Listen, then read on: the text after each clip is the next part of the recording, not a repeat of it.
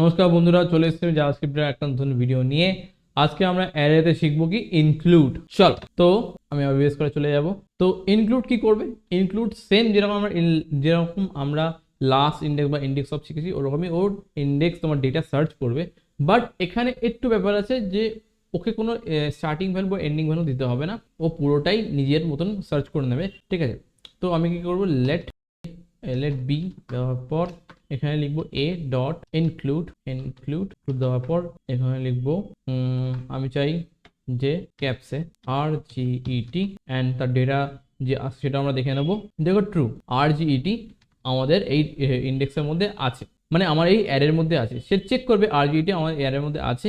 আমি যদি এই RGET সরিয়ে দিয়ে যদি আমি এখানে কপি করে দেখো, তাও দেখাবে যে আমার ওখানে RGET আছে। যদি আমি অন্য কিছু দিই তাহলে দেখাবে ফলস, না আমার এই ডেটা টাইপের মধ্যে, ডেটার স্টোরের মধ্যে কোনো এরকম টাইপের কোনো ডেটাই নেই। আর একটা জিনিস মনে রাখতে হবে, এই এই ইনক্লুড হচ্ছে কেস সেন্সিটিভ। তো একে যদি আমি অন্য ছোট হাতের দিই তাহলে কিন্তু ও একে ফলসই দেখাবে, কারণ ও সিমিলারভাবে কোনো ডেটা ও পাচ্ছে না, তাই এখানে ফলস দেখাবে। তো এটা একবার দেখে নিতে হবে।